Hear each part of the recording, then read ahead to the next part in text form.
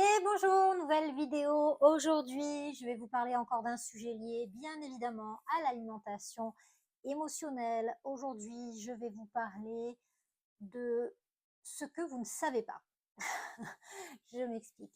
Ce que vous ne savez pas, c'est-à-dire ce que en fait vous pensez savoir, en tout cas vous pensez maîtriser et que vous ne maîtrisez absolument pas. La plupart des gens que j'accompagne me disent: «Mais c'est fou parce que je sais ce qu'il faut faire, mais j'y arrive pas. Je sais que je devrais pas faire telle ou telle chose, mais c'est pas possible, je n'y arrive pas alors que je devrais y arriver». Alors, ce qu'il faut savoir quand même, c'est que, vous avez une tour de contrôle, d'accord? Cette tour de contrôle, bien sûr, c'est votre cerveau et vous pensez maîtriser, hein, tout ce qui se passe à l'intérieur ou en tout cas avoir le contrôle, vous, sur cette tour de contrôle. Sauf que malheureusement, c'est pas comme ça que ça se passe. Vous avez le contrôle sur une petite partie de votre cerveau.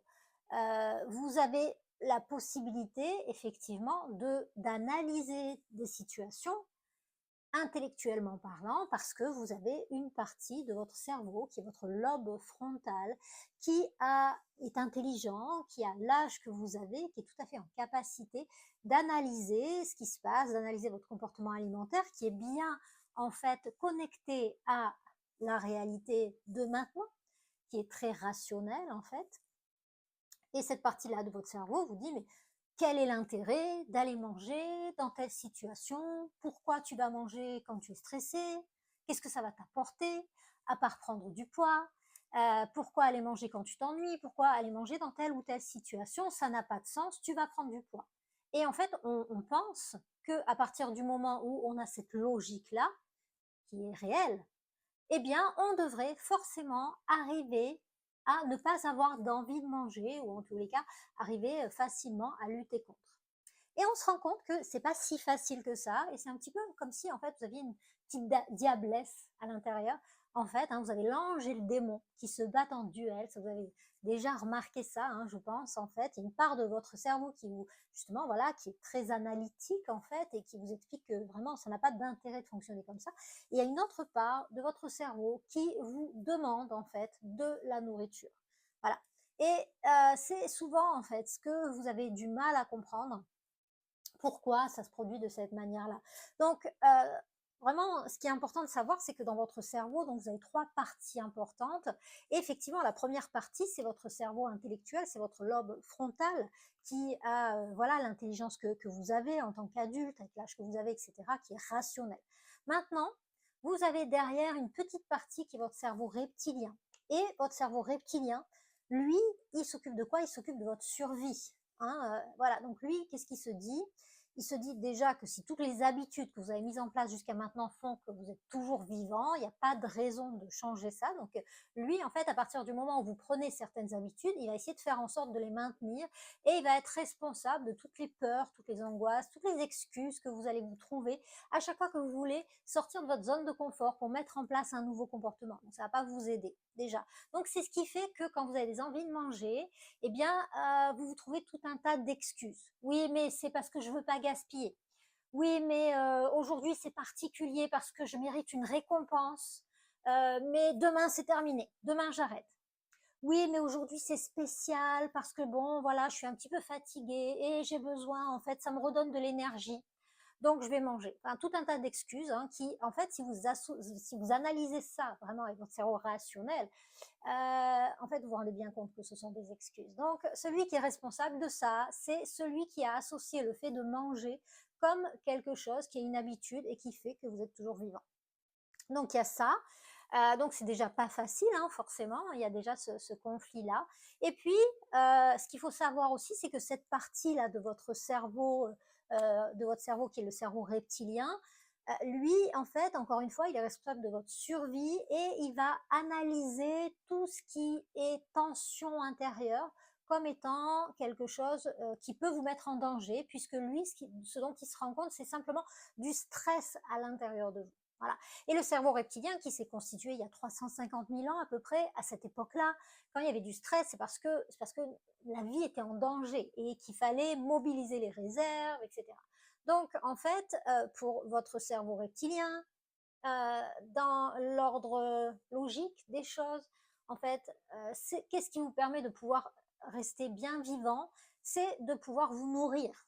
Donc, à chaque fois que vous allez ressentir un stress, une tension intérieure, ça va stimuler des envies de manger. Donc ça, c'est votre cerveau reptilien. Votre cerveau émotionnel, lui, votre cerveau limbique, est dans le plaisir. Lui, il a associé tout ce qui vient répondre à un besoin comme quelque chose qui vous apporte du plaisir. Et bien sûr, là aussi, depuis votre naissance, qu'est-ce qui vous a permis de pouvoir vous sentir en sécurité, bien en vie, connecté avec maman, etc. C'est la nourriture également.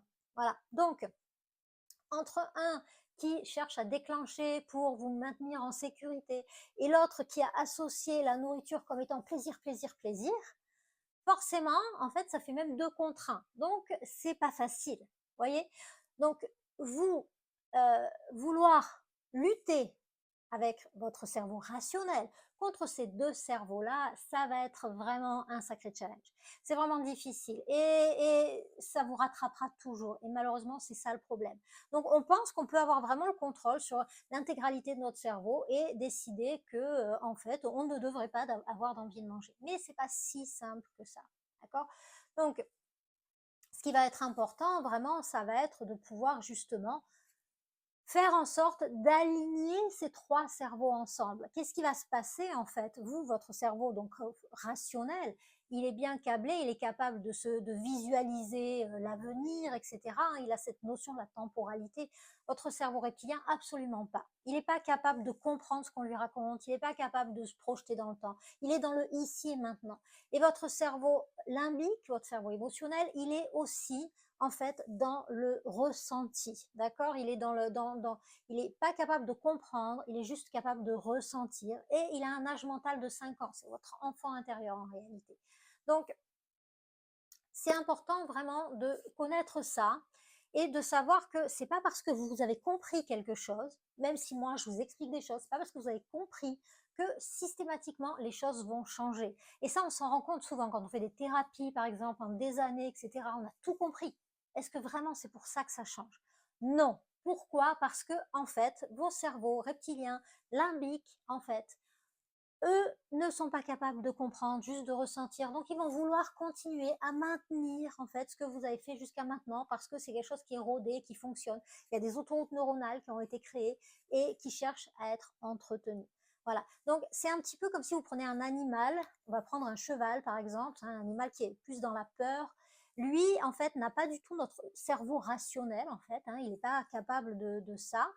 Il n'est pas capable de cette analyse-là, ni de comprendre. Quand vous regardez un cheval et vous voulez lui expliquer qu'il va y avoir un endroit où il va avoir un petit peu peur, en fait, si vous lui expliquez ça, il va vous regarder, mais il va absolument rien comprendre à ce que vous êtes en train de lui dire. C'est ce qui se passe pour vos 2 autres cerveaux.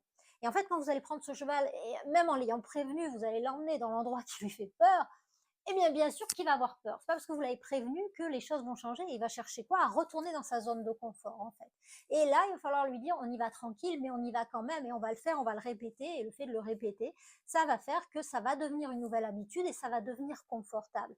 Dites-vous bien que vous êtes dans ce processus-là. C'est-à-dire que votre cerveau limbique, votre cerveau reptilien, c'est comme les 2 cerveaux, les 2 parties du cerveau de ce cheval. Et ils ne peuvent pas comprendre, mais il va falloir leur faire tester de nouvelles choses et les répéter, tous ces conseils que je vous donne, etc. Tant que vous ne mettez pas en action et que vous ne répétez pas plusieurs fois, en fait, rien ne va changer. Vous devez prendre de nouvelles habitudes par l'action, par le ressenti et non pas juste par l'intellectualisation des choses. Donc maintenant, il est temps vraiment de passer à l'action.